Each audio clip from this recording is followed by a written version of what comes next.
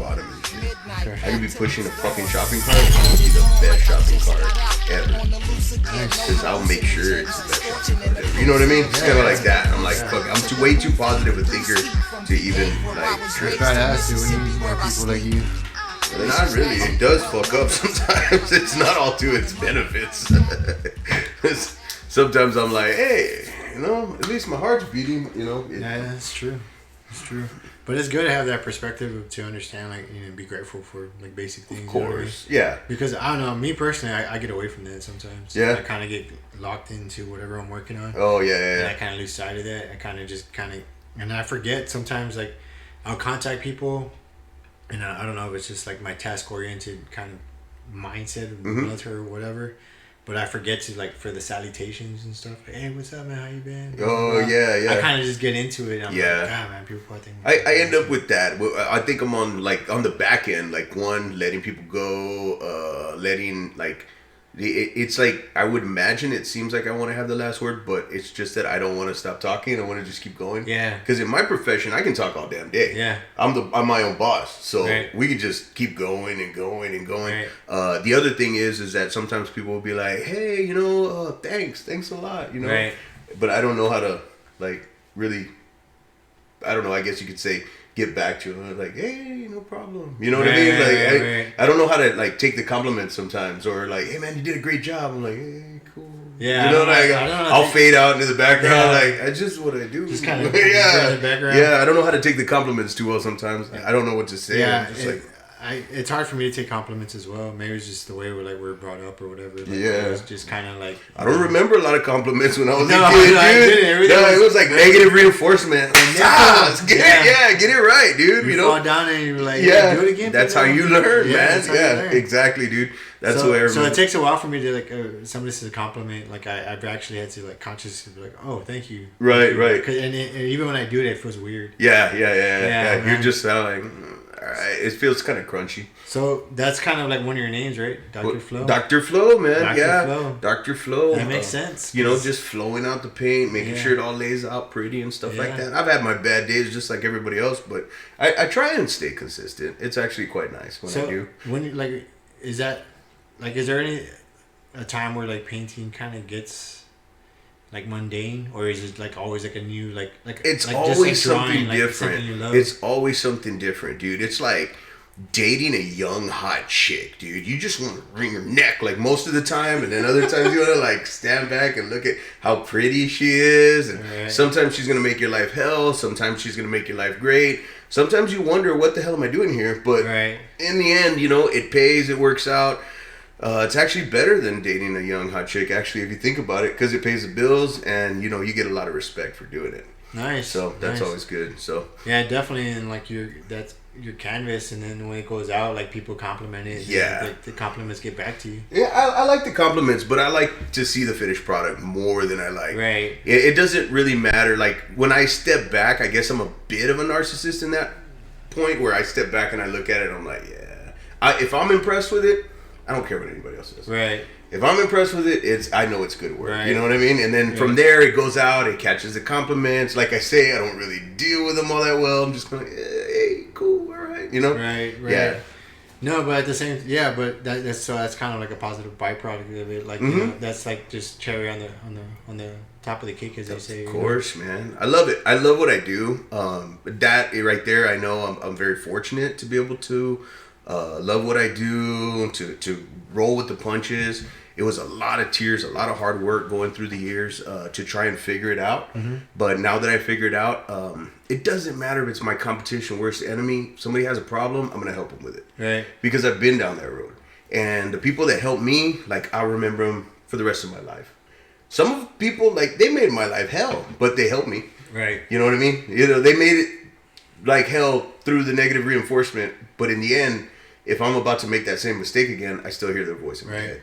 And that's kind of like one of the things, like, even going through life, like when I was younger, I was young and dumb. I did a lot of stupid shit. Oh, bro, I was king of young and dumb, man. So, like, all the stupid shit I did, I kind of remember, and I'm like, I'm not going to do that shit again. Yeah, exactly. But those things, I always, like, tell people, like like even the negative people in your life, they teach you more than probably the good people, in the sense of like about yourself. Oh yeah, you know, yeah. What you can tolerate, what you're willing to do, like, you know, and all these different things. They were the voice of reason in a lot of predicament situations. You know, things went, you know, sideways, and they were there to, you know, basically slap you out, but, you know, in their own way. Right. Yeah. Right. And that's the same thing paint and body does. It'll bring you out in your own way. You didn't clean that surface right, it'll react, it'll bubble, it'll do something. You'll get fish eyes, you know what I mean? Right. It could be like a beautiful car all the way through, and you'll get like 3 fish eyes. There's nothing you can do about them.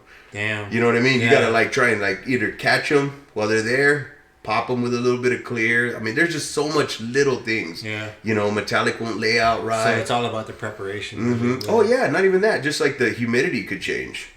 It could be drier one day than it is the next. You paint a door one day, you paint the rest of the car the other day, and now they don't match. Damn. And you can't even you shot them with the same pressure, same gun, all of that stuff. Yeah, everything is the same, and you're just looking at it like you can't say a word. You're just sitting there fumbling on your own words. Damn, so that probably keeps you pretty humble. Oh yeah, definitely. And you know what? It's a big difference when you go from like shooting at a shop as opposed to shooting on your own dime at your own shop. I bet. Because you're not about to make those mistakes. When it's on somebody else's dime, okay, cool, you learned your lesson. Yeah, back in the day, like when I was, you know, had like one of the rice burners at Mitsubishi. Oh yeah. And I got a body kit on there, and kind of like dating myself. Made the body kit. I guess those are still around, and they're probably a lot better now. But no, they still suck. I had like a friend do it. You know what I mean? And of course, it was with his own stuff. And he knew kind of what he's doing, but the budget that I had at the time, and vice versa, and then just like him still learning, which couldn't do, right? You could obviously like tell the difference between a professional and something. You could see like the rivets and stuff like that. Yeah, you could see rivets. It would wave at you when you walk by. So the body work wasn't done. So those are things that I've kind of like carried over. Like, damn, I spent all that money, and you know what I mean? If I would just spend a little bit more, I could have got it done right. Oh yeah. And even then, sometimes you spend more and you still don't get it done right. It takes like a special OCD style of person to really make it right. You know what I mean? To really chase like all your corners and edges and make sure it's going to look good. I mean, there's very few people that I know that will actually go and finish up something and then wet it. It's primer. It's not even painted. They wet it, and then they go looking at it and studying at it so they can see what it's going to look like when it has a gloss on it. Then you'll see your mistakes. You'll know. Yeah. You come like that. I got this greasy looking little pencil that I'll use right through the water. Circle all my mistakes, let it dry up, clean it off, you know, go in there and fix them all up. So, I mean, it's just do it, like, you don't want to do it over, so you kind of do it over in the beginning. Right. You make sure that you're hitting right the first time. Yeah, you're hitting every corner, and then you check yourself. It's like doing math. It's like trying to get 100 on every paper. Nice. You know what I mean? If you're doing your math homework, I guess you could say. Yeah, because that goes for you, kids. No, I don't know what to say. Because that's a lot of pride too, right? Exactly. You know, exactly. Each one of those is kind of like your baby. Like your art. The best way that I was explained that caught my attention. Somebody explained it. They said Chip Foose, Boyd Coddington, you know, your big players in the automotive, aftermarket, custom car industries, they can't screw up. They can't make a bad one. If they do, it's headline news. So like you can do great cars. You can do 50 great cars. Right. Or 50 great bikes, or 50 great whatever. Just that one. As soon as you get that one, if you're elevated, if you are up and you're in the upper echelon, dude, that is gonna travel like you might as well just burn the shop down because it's just gonna go. So you do your best to not have that issue. When your customers love you, you know, they'll have a little give and take, but really you don't want to take anything from them. You want to make sure that they get everything that they paid for and everything that it's worth. Right. And a lot of times it's more than what they paid for, but you want to give them something. You want to see them happy. Yeah. Right. And when they're done and people are in custom cars, custom trucks, you know, riding these custom painted bikes, they feel like superstars. And I love to see that out there. They're out there on the trails, they're out there, you know, in traffic, whatever. They just feel like superstar, man. They feel like they're just and you know, that right there is worth it alone, you know. Besides, of course, making a living, of course. Right. So you talk about like painted bikes and stuff like that. Like I love painting bikes, dude. Yeah. I lose my ass on painting bikes all the time, dude. All the time. Like I don't think pictures you posted. I don't think I've ever. Okay, if you took what I charge for vehicles and you apply that to bikes, I don't think I've ever charged what it takes to paint a vehicle on a bike. I've always like just given them so much free labor because I want to do it. Right. Because I want to make it happen. Yeah, because it's just... Is it almost like working like on a smaller scale, so it almost be like equivalent to like the model cars that you get as a kid? Yeah, it's kind of like that. But it's a bike. Yeah. And it's something you enjoy to do. So. You can get really into it. You can really play. A lot of times when somebody brings me a bike, they have their own ideas. Mm-hmm. And it's fun to get in their head. I start telling them, well, bring me more. Bring me like... Send me pictures that you like. I don't care what it is. One guy sent me, what did he send me? Blue balloons, and he said helium balloons, and he sent me an orange fender on a custom car. And he was like, I want these colors. These are my favorite colors right here. So I took the balloons and I matched them. I made them nice, hard pearl metallic color. And then I came in and then I found that orange, which was basically from that actual truck. Right. And it was like a house of color, orange, tangerine. And I shot his bike, those colors. And then, of course, I brought in all different types and, played with it. We took the Niner font, which wasn't in any font. So we had to make the font. Oh, wow. And we changed Niner to Send Nudes. And so now it said Send Nudes down the bike. So, but you couldn't see it just right unless you really read it. And you're like, oh, hey, Send Nudes, But it's just those little things that I don't know, I like to play with. That sounds badass. It's like a little mini vacation to me. Right. But still in the shop.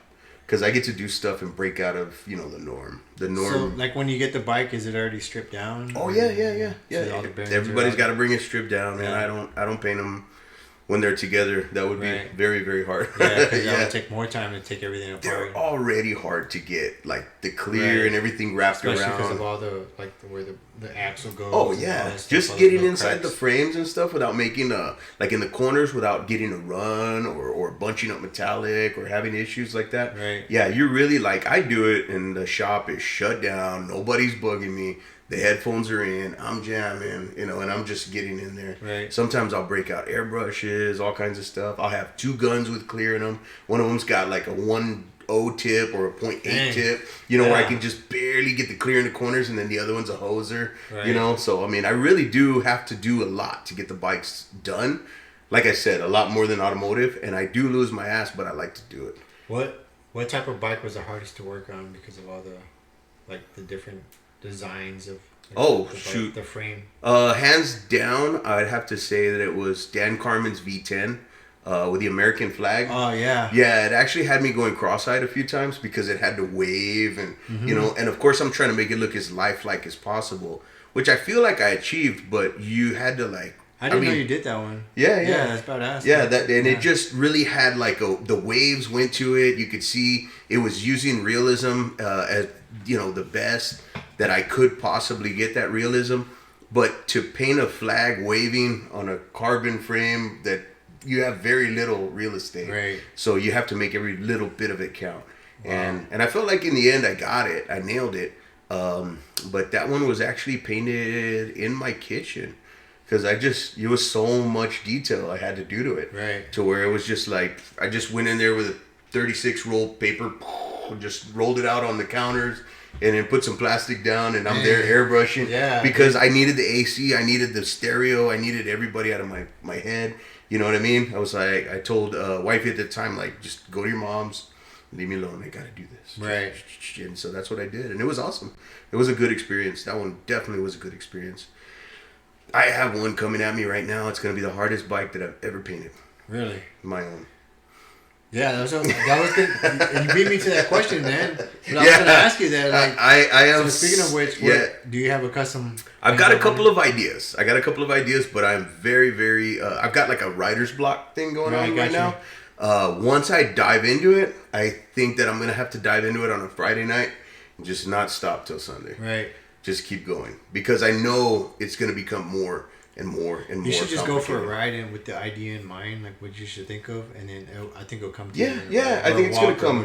Well, no, I mean not even that. Like I can plan all day, but once it starts laying out on the bike, right, I'm gonna change it. Right. It's gonna get different, and I've had a few ideas, but because it evolves as you're doing it. Oh yeah. Sometimes you just see stuff and you're just like, that looks too cool not to do it again. And that's kind of like how I do like my YouTube videos and things like that. I kind of picture like sculpture. Yeah. I mean, in this sense, it's like a bunch of videos, and I just keep stripping away at it until it reveals itself. I really don't have a script or anything. And perhaps maybe that's why, like, one of the reasons why it doesn't flow as well to some people, but at the same time, it's kind of like, it's organic, like you're talking about dude. getting in your mind. I like to do things organically. It's organic, dude. The way it goes, mm-hmm. You know what I mean? Yeah, and that's like what I tell people, just send me stuff that you like. And then when they start sending me stuff that they like, they're like, you know, they'll send me a picture of a waterfall, or this catches my eye every time I walk into the house, and it's like, you know, a tangerine and orange like mixture, you know, on like a picture when they walk into their house. And these things, like, the colors turn them on, and then that's when I'm like, okay, I can play off of that. Right. But it's what they like. It's when I want them to walk by and they just can't stop looking at their bike. You know what I mean?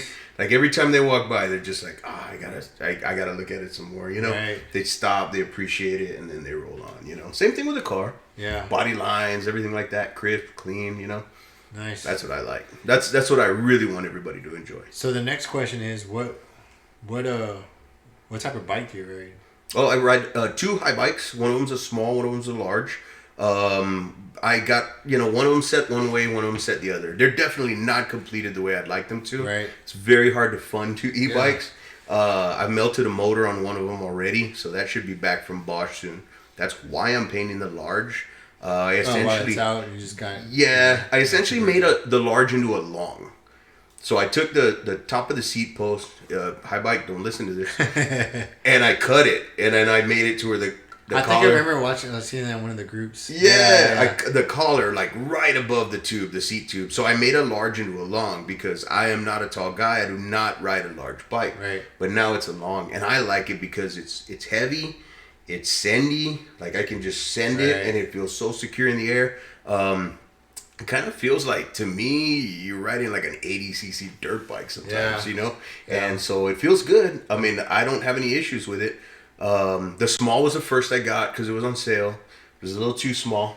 It's hard when you jump and you see the front of your forks. Right. You know what I mean? It's a little unnerving. You're like, hey, you know. So, I've been there too many times. Yeah, this other one I think I've got it dialed in and it was good. I mean, so far I've got avalanche rear suspension, so an avalanche medium tuned on the rear suspension, and I should be getting avalanche coil, dual coil setup. Nice. For the front, and I'll be turning that Yari into like a crazy fork, Nice. And then I got another Lyric that should go on the small. So we're kind of playing. I'm playing with stuff, and eventually I'll get there. Yeah, and that's kind of what I've been doing the past, like, since I started riding in 18. Like, I just been kind of going crazy with different options, swapping out forks and stuff like that. When I had my Diamondback, and like I swapped out from a 150 fork, which was a Pike at the time, and I've got an Olin's fork from Chris Wood over at Mountain Bike Park. Shout out to Chris Wood.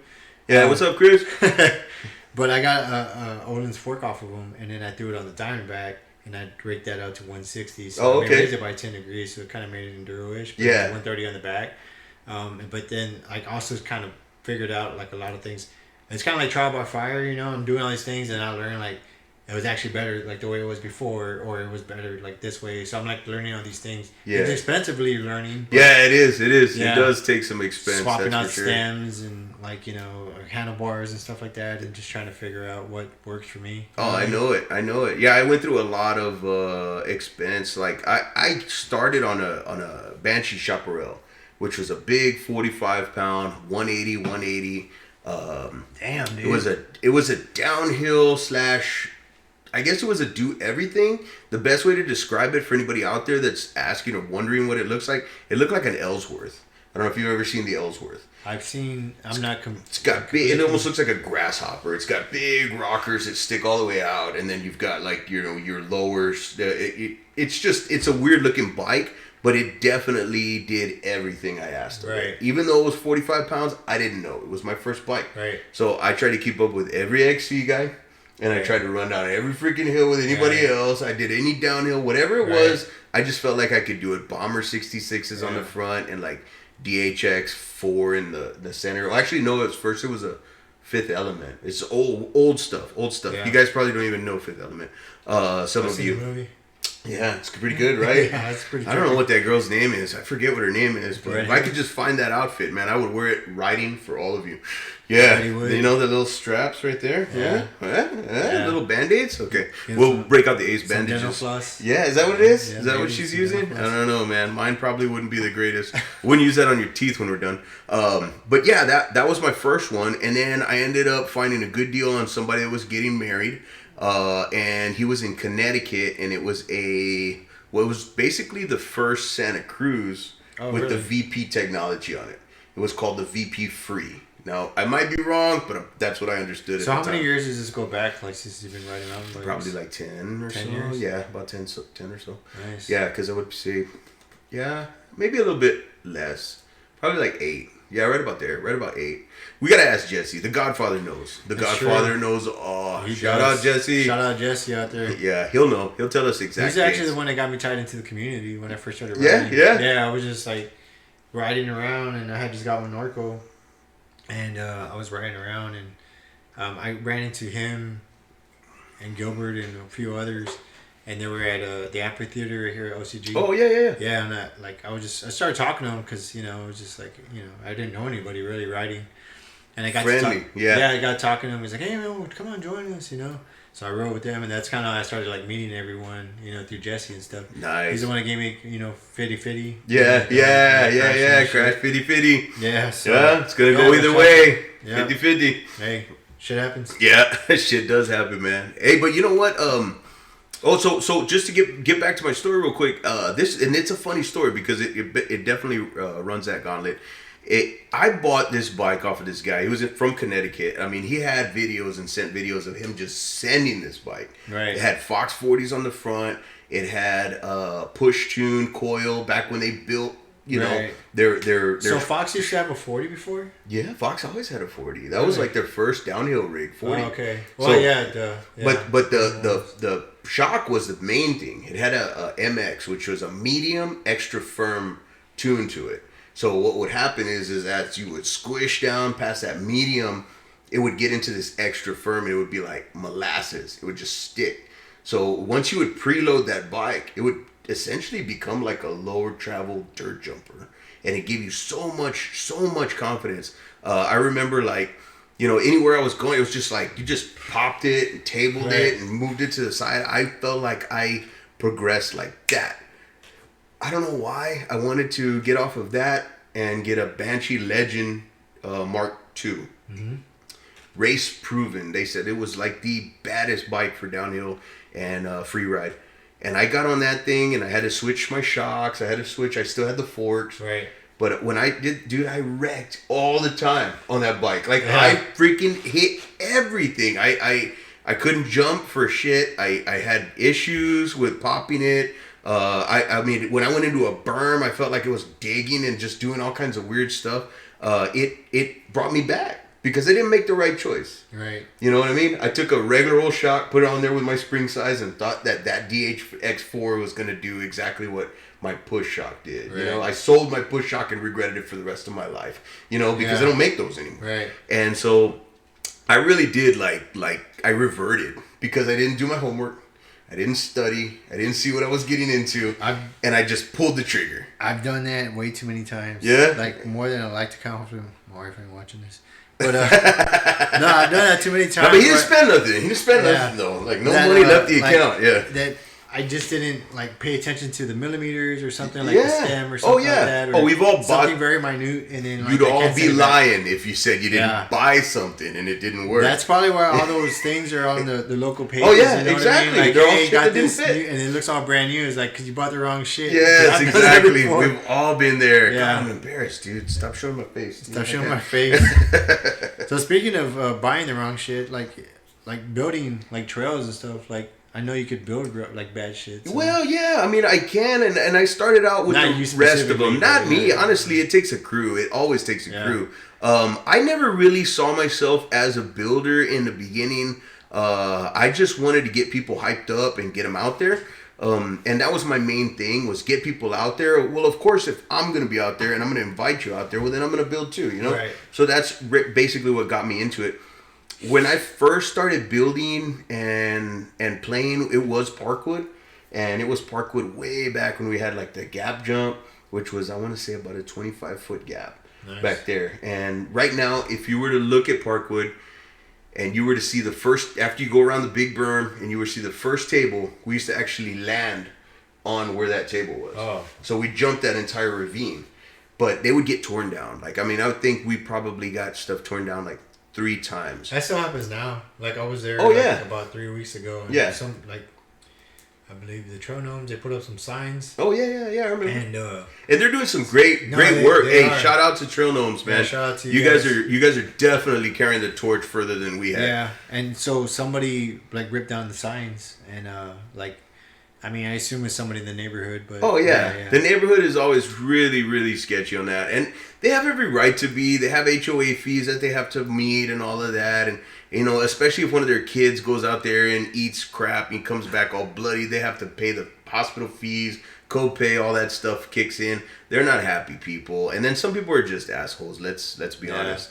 But it happened a lot. I think that Trail Gnomes has probably had the best run out there than I've ever seen. I mean, every time I'd go out there, I'd just like be cringing. Like, did they tear everything down yet? And no, it's still here. Wow. Yeah. And their stuff was out. I wonder if some of those kids are from that neighborhood. Which one's the Trail Gnomes? Oh, I don't know, man. Like if they're like actually. I'm sure they gotta be close. Yeah, because for it to like last that long, because you normally like stuff lasts out there for like 6 months and then it gets torn down. It's an easement. It's not part of the park, so I mean, you know, it's theirs technically to do with what they please. But I mean, they're good guys. They're all really good guys. And speaking of, like, we're shouting out to Trail Gnomes. We would call ourselves like the Parkwood core builders. So I want to give a shout out to all the guys that were out there. You know, you had Brandon, you had Kevin Barlow, Sean, you had Darren Most.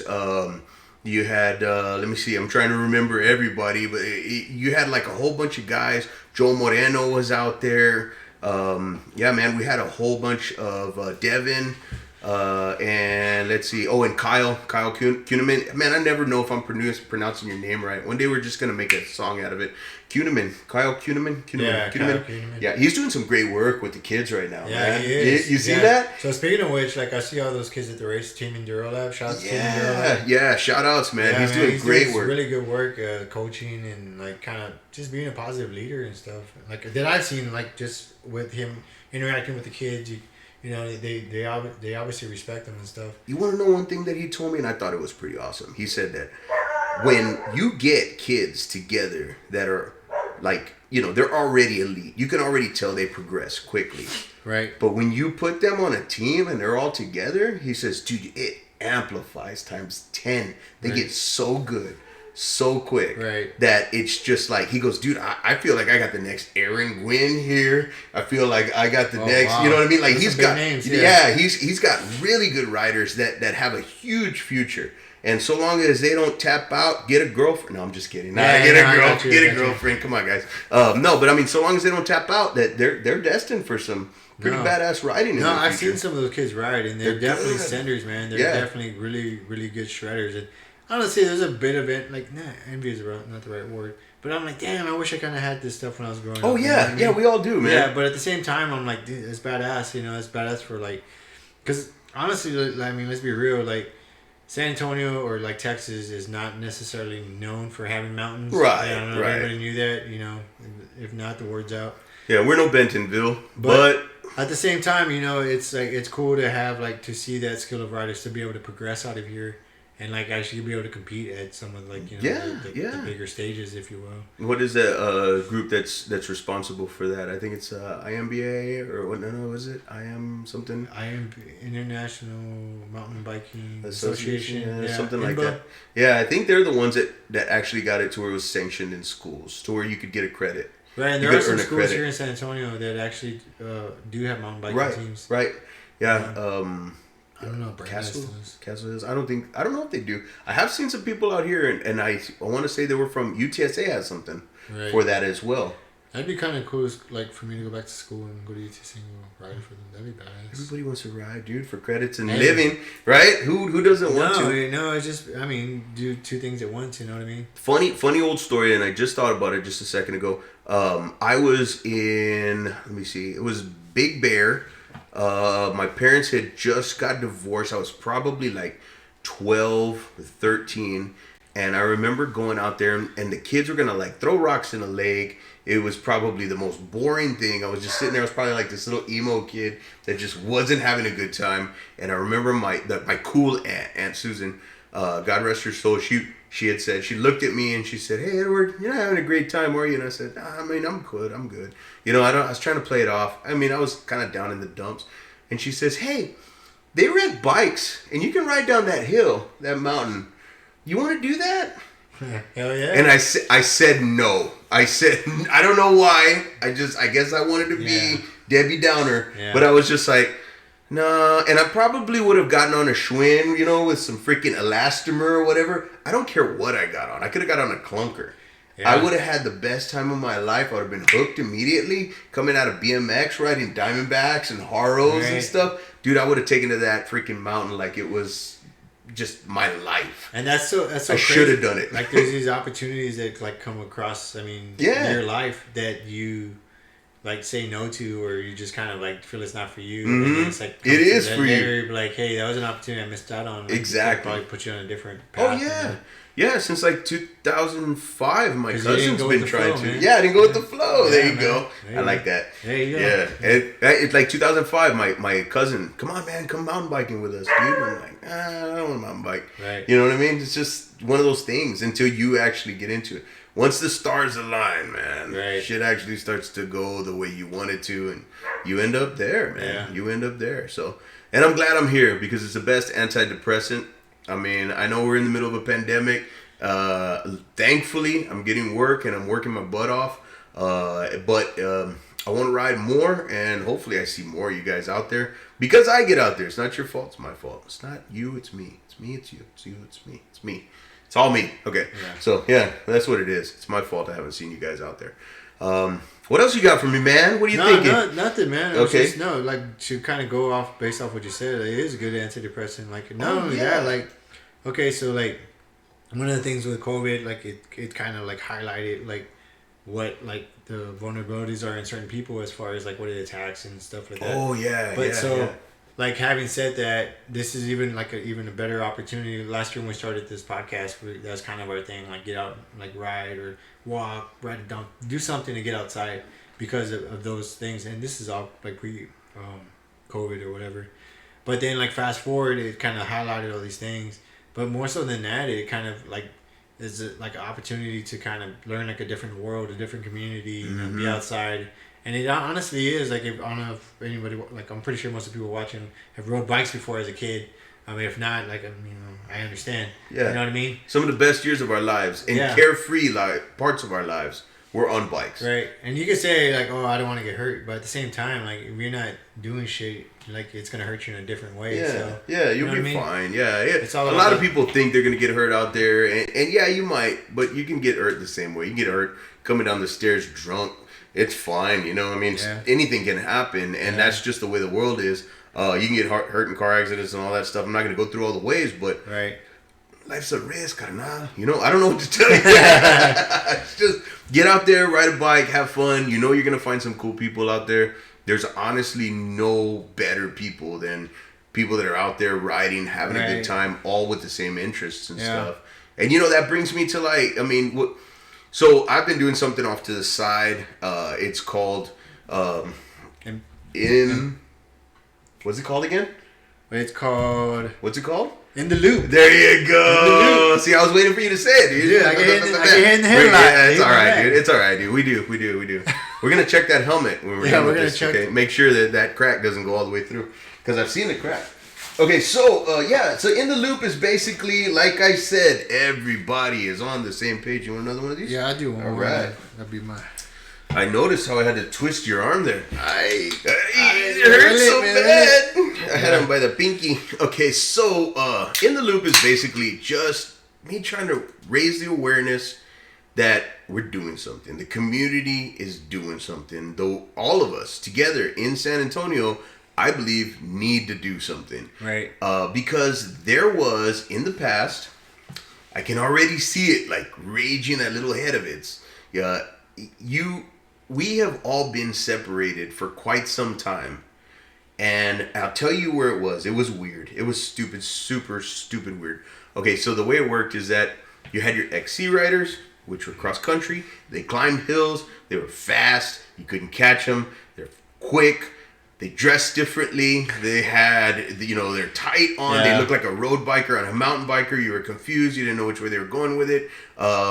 They were set on getting the best Strava times, and that was a group of people. They treated riding like a military drill. They were on it. It was boom, boom, boom, boom. We're going to do this, do that, and it's going to be 28 miles by the, in 2 hours. And that's what they did, and that's cool. That was what they liked to do. And I feel like I got to be blessed and to get in with a group of free riders. And some of these guys are like the legends that we know now, like Dan Carmen and Haley Carmen. There was a few more of them. Keener, his name. And then we've also got... what was his name? You just had a whole bunch of guys that would run out there. Chris Huff is a great rider if you've ever bumped into him. Dan stands almost 7 feet tall. He's like 6'9". He's a giant. Yeah, and Chris can just jump right over him, dude, at the OP jumps. Yeah. I don't know anybody can get air like that and table over people. And you've got Ray, Taylor. I mean, these guys were they were in it before anyone was in it. They were the only ones out there on bikes that were like mine. Redbird Ranch Ray Taylor? No. On a different Ray Taylor? It's a different Ray. Oh, okay. And so you got people these guys that are wearing the first to wear full face helmets. I idolized these guys. I thought that they were that was awesome. I wanted to watch more Red Bull rampages. I wanted to see more flying. I wanted to fly. I mean, that's what I really wanted to do. So for some reason, I don't know how, but there's this great, everybody's heard of Storm, I'm sure. You've heard of Storm. I've heard of Storm. Yeah. I mean, okay. So you're talking Storm is doing work that nobody has I do not have the patience to do what Storm does. They're doing the work that so many other people cannot do, will not do, or just don't want to do, because it's just so hard. But they're dealing with the city.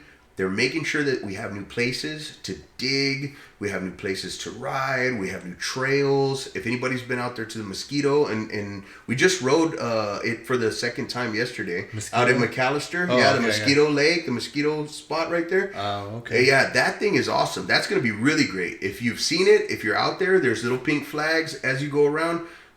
Dig it in. Get it going. I mean, it's going to be awesome. It's really, really cool trail. And so they're doing that. They're getting more out close to Panther Springs, Clausen Stubing. They're digging all over the place. But before you just go out there and put a shovel to the ground, you know the rules. You got to get with the city. You got to figure out where you can dig, where you can't. Right. And I understand that from like when I first started riding, it was kind of like I don't know, I was at a different place, as far as dealing with organizations, coming out of the military, just I just kind of wanted to just not even have to worry about any of that stuff. Right. And just kind of do whatever I wanted to do. However, fast forward, I started to understand, and it makes sense because, when I was we used to, put in communication lines, in the ground. You couldn't just start digging because there's utilities. Oh, yeah. And stuff like that. And I'm not saying but that's just one of the things that you have to, that most people probably wouldn't consider if they just started digging. Right. They had a water line or the road trail building. Well, road trail, just things like that. Yeah. But if you think of Storm in the sense, because I kind of fell in the same trap, it's oh yeah, fuck it, whatever, I'm gonna do whatever. And I fell in the same trap. But at the same time, I kind of we've had this conversation on the phone, and then I had Patrick Jarvis on, kind of challenging myself, you can't just kind of go with the norm, the flow of that understanding and not question it, because at the same time, I need to understand what Storm was. So I had Patrick Jarvis on, and I interviewed him. Oh, he's a great guy, yeah. Yeah, so we started getting into the ins and outs of going to these council meetings with the city, because not for nothing, I said this before, that the city needs to deal with a face, in the name of Storm, and it's an organization, and now it's a nonprofit. So if the city can go and hold somebody accountable, hey, I thought we were cool right here, but you guys went around and did this or whatever, then they have to deal with extra like red tape. But on the other side of it, if we have like a figurehead of sorts, or like just an organization, I won't say a figurehead, but an organization that can speak on behalf of the community, and then we can have like a proper place to channel that information, and not only information but like work and energy or what have you into trail budding, volunteering, whatever, and we can get this kind of train moving in the right direction. I feel, we talked about this earlier, that San Antonio could be, you know, a Bentonville-ish place. I don't want to say Bentonville because it have its own spin. You know, it's Texas, San Antonio. I'm pretty sure it would have its own, like, you know, whatever on it. But furthermore, it would be more beneficial to all of us as riders because we get more groom, more flow, more drops, more of this, more of that. More variation, of yeah, course. And especially it's education. The city, I'm pretty sure most of the city council members, not to talk shit, but they're probably not riders. I could be wrong. Maybe we could have one of them on. And they could say like, "Hey, motherfucker, we got." I've heard here. It's great when we do have a rider in there. Yeah, it that's definitely what I'm saying. helps to go our direction. Because it's a not for nothing, but if you had, I don't know, $3 million to put some parks and recreation, you know what a slide is. Your kids have played on a slide before, but then you hear mountain biking. The first thing people think is extreme sport. The first thing they think is, "Hey, you know what? That's a liability to the city. You know, we don't want to have that." Blah blah blah. Because people don't understand, but also if they start to understand what mountain biking, well, not necessarily mountain biking, just riding bikes in general is, and like the benefits of it, like the pros, like, you know, getting outside, exercise, mental health, and let's face it, you know, like just like as a United States, we're not like necessarily the most active overall, and that's for a lot of reasons. I'm not telling people how to live their lives, but at the same time, if you can pitch it to, you know, organization like a city, a municipality, how they can save money in the long run through healthcare, get people outside. Yeah, there will be a spike in injuries, you know, as far as people getting bumps and bruises. But in the long run, it's going to bring more tourism. It's going to bring this. It's going to bring that. It's going to bring, you know, then they can get behind it and actually push forward with it. And that may not be ideal because we're going to have a lot more people here. But at the same time, it's kind of like us going to Bentonville or us going to Angel Fire or all these different places. It's a place to share what we have as a city, as a community, and push that forward. And it's just kind of like a self-licking ice cream cone, you know what I mean? Yeah. And I feel like this region is going to be great. I mean, just all of this region, you know, from San Antonio, you know, and you get over there to like Barnett Lake and then just, you know, Barnett, that area, and then coming down, you know, getting into Flat Rock. Flat Rock is definitely a must-ride location. If you haven't gone out there, definitely go there. Jimmy's a great... Jimmy Dryce is a wonderful guy, man, and he's building some awesome stuff out there. Yeah. Well, to get back to just a little bit of the history, you know, when I was explaining about, you know, you had your free riders and, you know, your downhill, you know, which travel out to Angel Fire any chance they got, and then you had your other guys who were, you know, on the flat and on the XC bikes and stuff like that. You know, when Storm went to go fight, they went for the majority, and then of course they're trying their best to get, you know, permissions, and these permissions are to trail build. And when you had a whole bunch of, you know, let's say for instance, you know, you had a whole lot of your people that wanted to jump, that wanted to fly, that wanted to, you know, downhill rocky runs and stuff like that. It's a hard sell to the city, just like you said before, you know. They see it as a liability. They see it as a liability. So, you know, it basically made a lot of those guys that were just so dedicated to this free ride movement and to jumping and to building like that, it just made them dust their hands off and say, all right, we don't want to help you. And I think that it got misconstrued in somewhere where, you know, a whole lot of people are just like, yeah, Storm doesn't help us. But they do. They really do. And a lot of people, I think, just kind of just flipped it. You know, they can only see black and white. They can't see, you know, the middle. And so they would just see it, you know, as in we can't stand Storm or we love Storm. And it got to that point. And what I think with this pandemic, a lot of that right now, it's really, it's stupid. It's water under the bridge. Yeah, I mean, because honestly, like, if you just kind of look at, like, and not take it to, like, too dark here, but if you just look at, like, life and death, like, in the sense of, like, people, like, losing people, have lost people through COVID, I'm sure you have, and I'm sure other people have.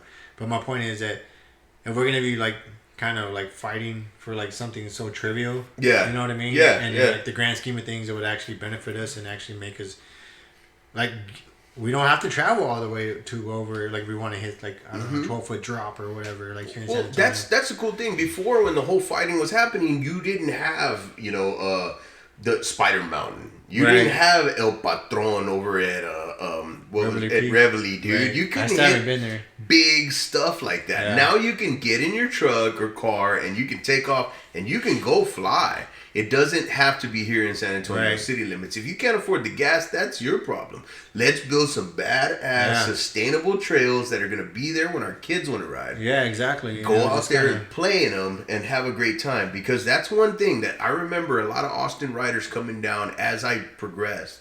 A lot of Austin riders would come down and we would tell them, because Austin was, when I was getting into the mountain biking scene, the mecca of, like, and they're still great. I mean, Austin's great with riding. I mean, don't get me wrong, they've got some awesome places to ride, but that was the mecca. But then as the riders would come down and actually ride San Antonio and hit LCG and hit McAllister, they were enjoying themselves. Yeah. And they were like, this is so awesome. And I'm like, I thought you're from Austin. Your was better. Why are you telling me it's so awesome? The flow, dude, the flow. Like, I love the way I can just flow through the turns. And I'm like, I guess it's not like that in Austin. Right. And no, it's all tech and rocky and, okay. So it's really nice to just get out there and flow. So, I mean, every trail head, every spot that we build is going to have something that's going to be your favorite. Right. I know I was actually talking to some guys at Parkwood. We ran into them one time, like, I forget where, but we just got talking when they're from Minnesota. Mm-hmm. And then I ran into them another time at Parkwood when I was walking my dog Lotus. And that's irrelevant. Whatever. So Lotus. Let me tell you. No, I'm just kidding. Lotus. She's outside. Never in. She's outside. Those are the barks that you hear here. Yeah, so that's the barks. She's just trying to get interjected. Of course, yeah. But so, yeah, like, and they were just really enjoying Parkwood. You know, they were just like, dude, this is badass. And you get like a lot of runs in and stuff like that. And they had rode like in Moab, Utah, and stuff like that. But they still liked the trail system. And it's crazy because I was like, really? Like, because I get in the same mind trap you do. It's like, really? Like, I'm not for nothing. I enjoy the trails here, and I still, like, I try to mix it up. But we expect that out there, in the elevation to be so much more. Yeah, we expect people to come over here, and they're just like, oh, this is bullshit. You know, like, it's nothing like Colorado, or it's nothing like wherever. But at the same time, people enjoy the trail system. And I guess I would do the same thing. Like, I went to Florida, Northwest Florida last year, and I hit some trails that, I mean, Florida, like, it's almost at sea level, you know? Yeah. And then the Panhandle, that people haven't been to the Panhandle of Florida, it's a lot more, like, wooded area as opposed to not much elevation or anything. Obviously, it's Florida, but my point is that it's not, like, traditional, because most people, they've never been to Florida. I'm not saying you haven't.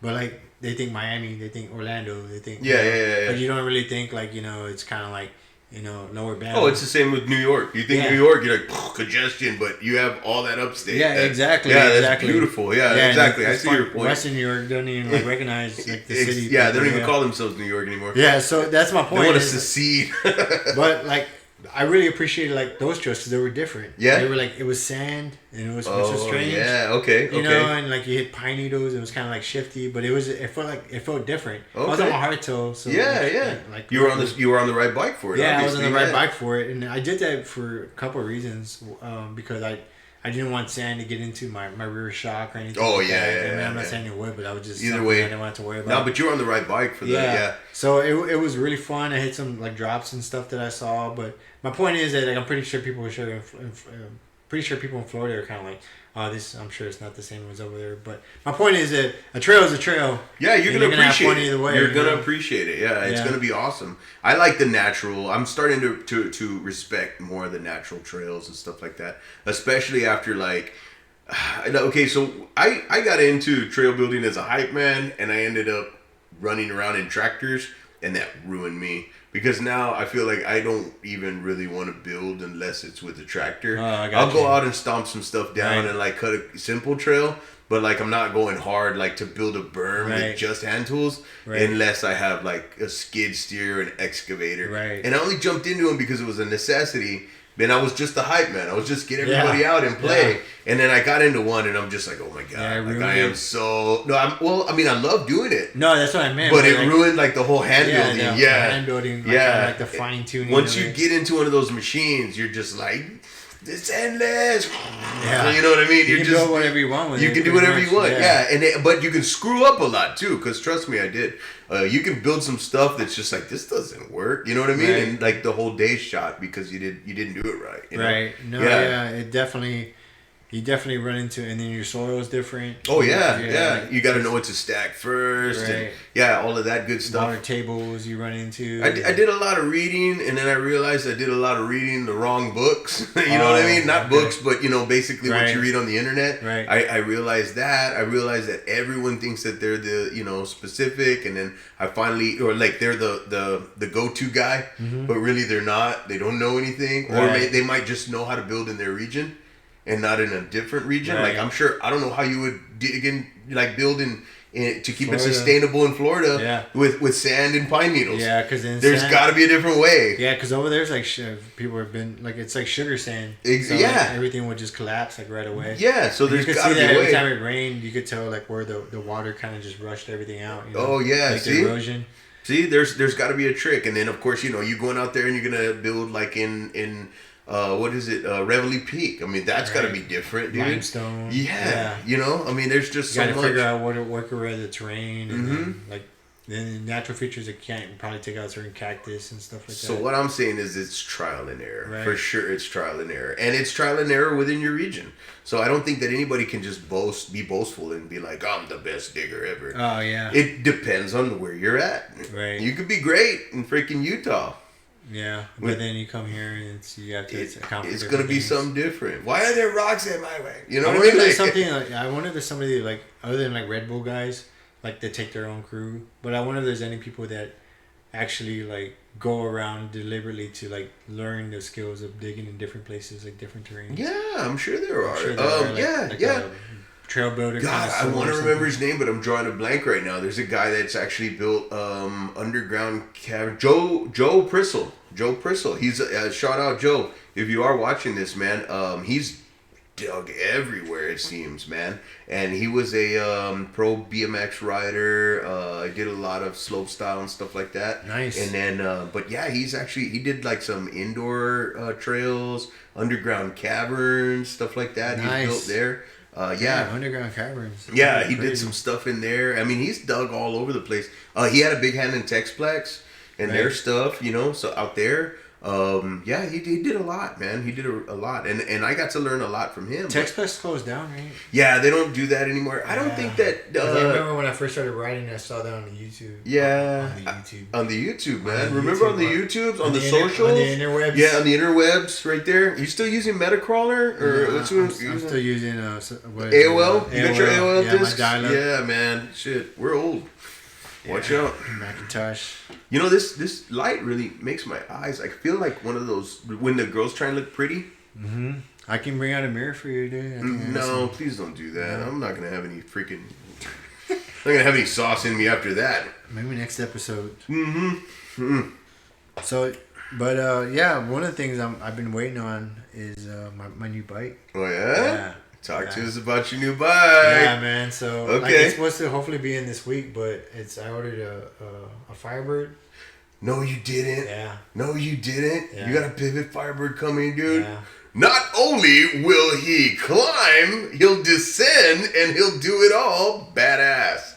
You're going to have the best of every world right there. Okay, so just to give you like an old, like back in, what was it, 2000, what was it? Shit. That would have been in 2006, 2007, 2008. Mm-hmm. My Banshee was the equivalent to the Firebird, the do-all, end-all bike for everything. What do they call it? Jack of all trades is what they called it.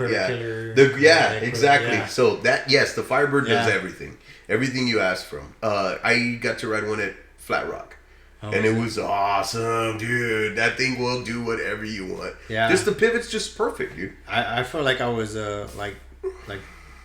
gonna, I don't want to say I was gonna break, but I was just I think I was kind of pushing my Diamondback to its limits. Oh yeah, that happens. Yeah, so I was just like, it was an opportunity for me to try to get a new bike. It was just kind of working out, and spoke like I was a toss up between the Gorilla Gravity Smash. Mm-hmm. That's a good bike. Between the Specialized Evo, because I liked how Oh, you they're could change definitely the proven. headset, and that's the Gorilla Gravity because they recommend, like, not recommend, but they encourage you to hack the bike. Yeah. Well, so we're talking about Slack earlier, it out. Yeah, where you could just change the headset. There was a little thing you can just flip over. Oh, the angle set. Changes the angle. Yeah, you could change the angle. So those are things that were kind of like because I like to tweak my bike and who mess with it and doesn't, stuff man? like that. Yeah. But there's some manufacturers out there that if you tweak it, it's kind of Oh like, yeah. the warranty. Who cares about warranties, man? Yeah, so that's kind of the where I was trying to make that decision. Like, I want to be able to mess with it and not fuck it up, and then it's on me. Right. Because I mean, the bikes are expensive. So bikes are expensive? No, they're cheap, dude. They're cheap. What are you talking about? Yeah. We're gonna live like ballers till we cry ourselves to sleep after we break them. Yeah. So that was your idea. You really wanted to play with it, and then Yeah. what made you land on the Firebird? The Firebird was the opportunity because I also was able to get like an ambassador. Oh, okay. Awesome. Ambassador thing with Pivot. Okay. So so that was one of them. Obviously, I dropped the price down. Right. And stuff like that. So that like played into it, and it was because I was really looking at the Pivot Switchblade, but then what made me go to the Firebird is I looked at the length of the overall bike. Right. And it was only like 5 millimeters or so, which is nothing. You know what I mean? And then what made me go to the Firebird was the Fox 38 is going to come with. Yeah. So that's why I switched from the Switchblade. You bought, I think. I mean, and no shade to Gorilla. Gorilla, you guys make great bikes. Everybody knows Spesh makes a great bike. But I mean, my personal favorite out of all three that you just said there, I feel like you made the right choice because that Pivot is gonna. And when you get it, and you see all the detail that went into that bike, trust me, I know because I painted them. Yeah. They're so beautiful. They are so beautiful. Some of the most beautiful put together bikes with just like meticulous detail to their carbon, to everything, the way everything's laid out. I would say it would go out to Pivot, Niner, and Ibis. Those three, like every last little detail. You know which other bike I like a lot? Like the way it looks is the Canyon. Oh, the Canyon, like the Spectral? Yeah, the Spectral's an awesome bike. It looks like a clean line. Yeah, you know? Oh yeah, man, they look real good. But good. So I haven't painted one, so I don't know about that one yet. Yeah. So I don't have a lot of experience with those. But yeah, so the Pivot Firebird is what I got. Mm-hmm. And, like I had to get the reason it was supposed to be here the 1st of January, the last week of December. But of course, with everything COVID shipping. And right. Yeah. So it was getting held up at Pivot for the wheel set. Like they just DT Swiss or whatever. Oh, wherever okay. they got them from. Right. Hadn't come in or weren't coming in or they're on back order or whatever. So I just made the decision to like build a wheel set. So that's what I'm doing. So you paid them a little bit more, or you actually had them omit that amount of money off of your bike? They gave a credit towards like the new wheel set since they were like cool. late on the shipment or whatever. So what are you building? Spank 395s, I believe, and the rear hub is going to be a Sunring Lay Bubba. Oh, okay. Super Bubba. Okay. So you know the POE, the points of engagement. It's a weird hub in the sense of the way it's engineered. It's anywhere from 4 to 8 degrees. It's like a step hub or so that's like up that. there, yeah. Yeah, so it's going to be a pretty good engagement. So it's a 4 degree or an 8 degree or it's anywhere in there. I guess probably like 70 something. The video I saw, you could. And what's really cool about that is that the ratchet rings can be aligned either clocked with one another or without, and that allows you to have either 4 degrees engagement. So really nice tight engagement, or you can align the ratchet rings with one another for 8 degrees engagement and maximum strength for high torque riding. Maybe e-mountain bikes or downhill something. You could take it apart, and then you get a spanner wrench, and you can shift it to 4 degrees or 8 degrees depending on what type of riding style you do. Nice. Yeah, and then you can adjust it back if you didn't like it or whatever. Okay. Yeah. So it was a new hub because obviously, like the most people that think of hubs, like one of the ones I wanted was either Onyx hub or a Industry 9. Okay. But of course, dropping a lot of money on the bike, Yeah. it's kind of like, all right, I gotta weigh my You kind of got a break on the wheels, and you're able to recover a little bit. Like at the same time, I still got a spanking, but I wore my thick pants. Yeah. Yeah. So it's just making that cost comparison, and plus like other hubs being on back order or whatever. Right. So the wheels already been built up, like it's gonna like the color's gonna go with the matchy with the bike. There you go. There you go. So I like man, I'm pretty excited. Who doesn't like matchy? And then I wish I had it for the race this past weekend. Mm-hmm. Not this past weekend, the weekend before. Yeah. Because I did it on my hardtail, and then so my knees are like fucking sore, like tired. You're like about to burst right now. Yeah. So, but luckily I didn't do the Arkansas, the Northwest Enduro one, because I would have been on my hardtail again. Oh, no. Yeah, so I didn't want to do anything too You've spicy. been hurting, brother. Yeah, I've been too spicy or whatever. Hey, we got light. Hey, dude, I'm not as sexy anymore. You want to shut that off? I'm just kidding. No, man. Sit down. I'm just messing with you. Yeah, ooh, now we get the blue light. I like it. Mm-hmm. So, yeah, man. So that's what I went with. I'm proud of you, man. I think it's going to be great. Yeah, man. I can't wait to forward to it. descend with you. Yeah, man. I know when we did that Cibolo one time, mm-hmm. I don't know which jumps they were, but you're like, yeah, man, it's going to send you.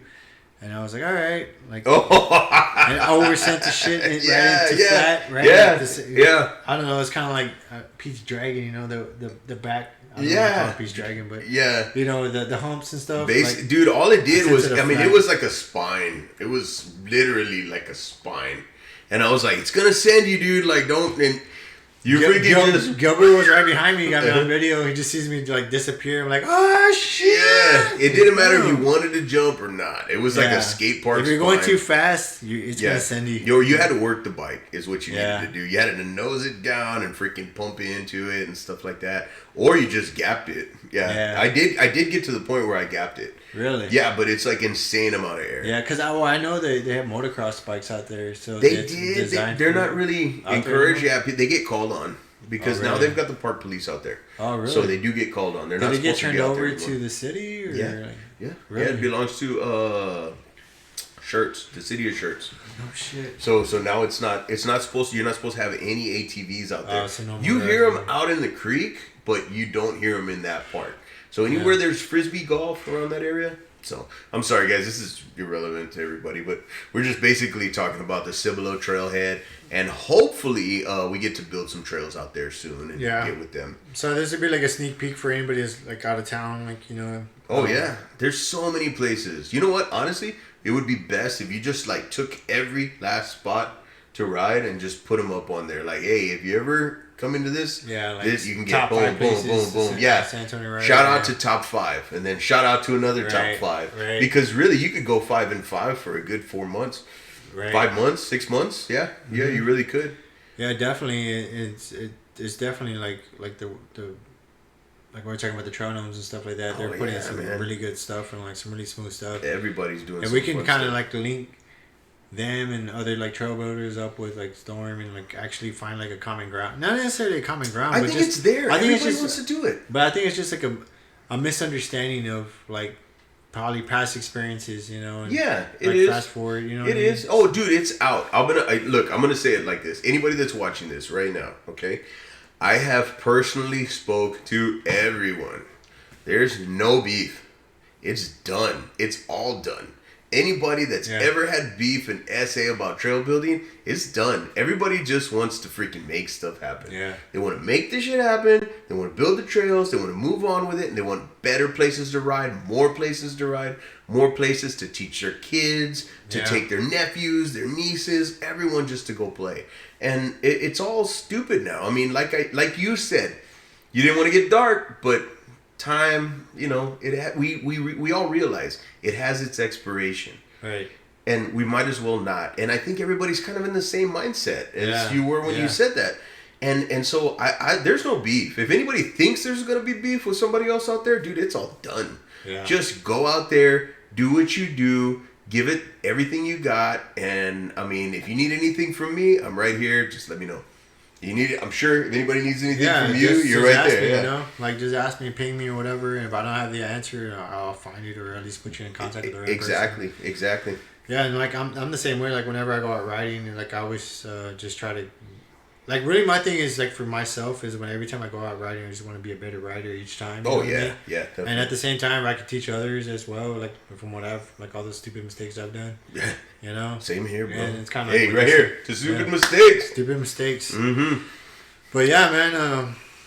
As far as like everything else, like I really don't got anything else, man. Cool. I just wanted to give a shout out again to the deal that I'm doing here in the Loop.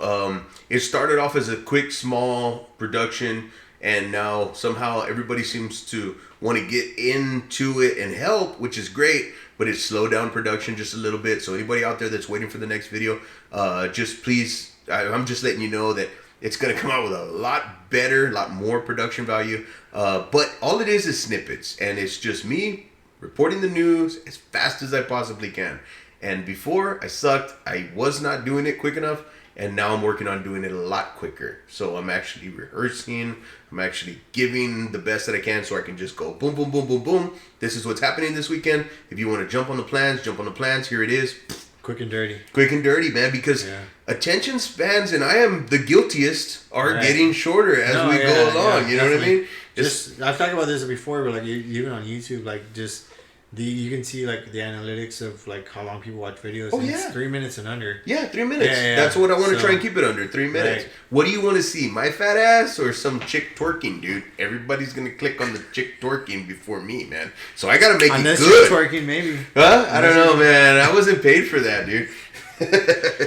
It's going to cost somebody a lot of gift certificates. That's all I got to say. Yeah, man. So, yeah, but I look forward to that, and if I can help in any way as far as like, you know, giving you information about editing software or anything like that. Oh yeah, dude, I would love it, bro. I would love it. Yeah. Any help I can get in my blind ass. Yeah, because that's one of the purposes of this platform, to share information, kind of like talk about shit like that.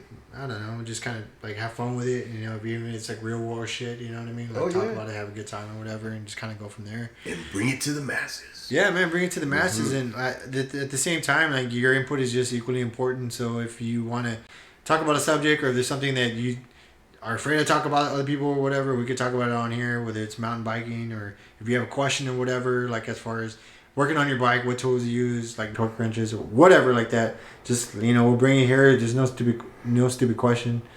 You know what I mean? So we'll go from there. Yeah. And Anything I don't know that everything. I can help. Yeah, I'll help with. I know a little bit of stuff, but not a lot of stuff. But I know people that know a lot of stuff, so I guess that means I know more stuff. I don't know what to say. Stuff is stuff. Stuff is stuff, and some knowledge is out there.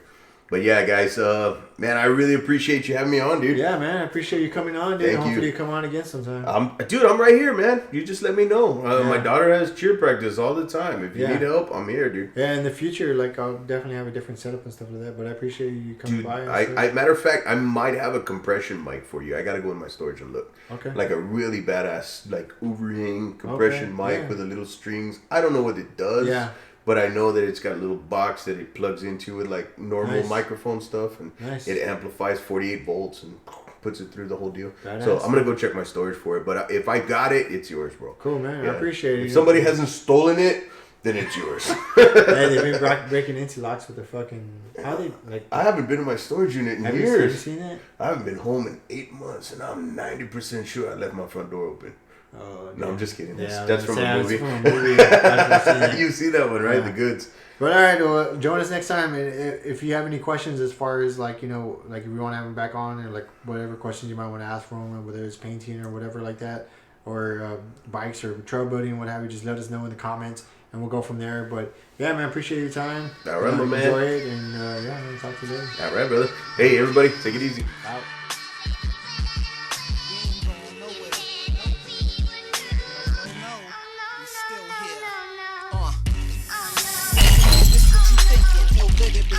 Spit well and act Lincoln. Pull a cork about my bottle of ball. Spit the lines that be bothering y'all. They still thinking, be like, what do you mean by that? This was never meant to happen. Rappers scared for their lives, and I never mentioned clapping. I don't know when this music thing gon' take.